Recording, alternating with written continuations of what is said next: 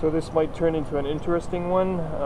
Customer complains about intermittent rough running, loss of power, smells rich when it runs rough, and sure enough it does run rough intermittently. There is a specific temperature range when it acts up, and it's not very consistent either, so I can't always replicate it.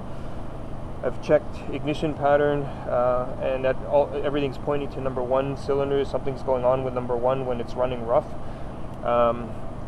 I checked the injector pattern, current ramping it right here. This is the power feed for all the injectors, and the first one here is number one injector, so I synced number one injector pulse with the current ramp, and when running rough it looks good, so I know it's not an injector issue. With the intake off and you accelerate, it sounds like it's popping out the intake. So I have a suspicion that the intake valve is not seating fully when it happens, and that causes combustion pressure to get back into the intake, and then that affects the map sensor. The map sensor on these vehicles is right on the computer, and when checking the spark plugs, that was one of the other first things we did. Number one looked clean and the other ones looked all black, and I think that would make sense to me, that when number one valve sticks open, combustion gases go into the intake manifold. The system goes rich because it's got a map sensor. Because there's no vacuum, it's getting pressure pulses, so then the others go rich, and that's giving it that rich condition, rough running, and it's a distinctive roughness, like a misfire, single misfire, single cylinder. So what I'm basically trying to do right now is to start capture it while it's running rough, shut it off, and then do a compression test on that number one. When it acts up, you can actually shut the car off and it'll restart, and it'll still run rough.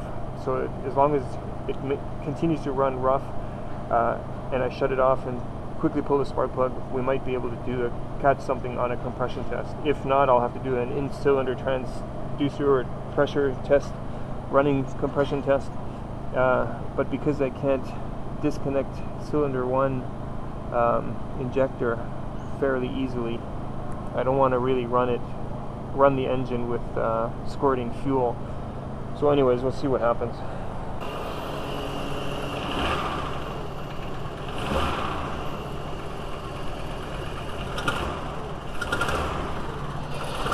You can hear the farting.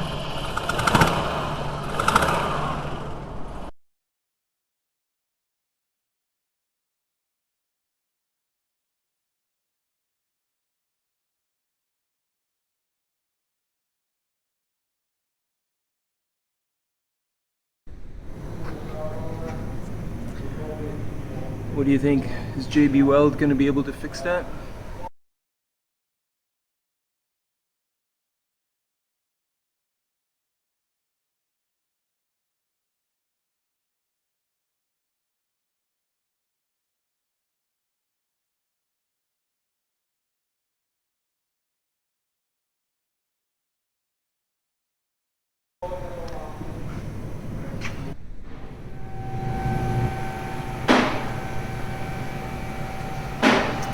Looks like somebody was here before and didn't put the gasket in correctly. That's sitting wrong. Off to the machine shop it goes. The fun part about putting stuff together is putting stuff together a week from when it was taken apart. Hopefully you're remembering where all the pieces go. Nice and smooth again. Cylinder one, intake valve, broken spring caused valve float, rough running. So these are all the parts for that Eurovan, and as luck would have it, it was a broken coil spring or a valve spring for number one intake, and that was the one that I had my suspicions with. So intermittently, especially during the warm-up phase, the valve was floating, and I attribute it to the oil being thick still and higher pressure, and the hydraulic lifters then overcoming the spring, keeping that valve open. And then once the oil thins out, there's less pressure, and the weak spring is still able to close the valves correctly, and also the lifter collapses a little bit more because of the thinner oil. So anyways, while it was off, we obviously while the head was off, we did a bunch of stuff, replaced all these seals. As you saw, one of the exhaust gaskets was wrong, so the head had been worked on before, and the head needed some welding. So you can see here they didn't have to pressure test it.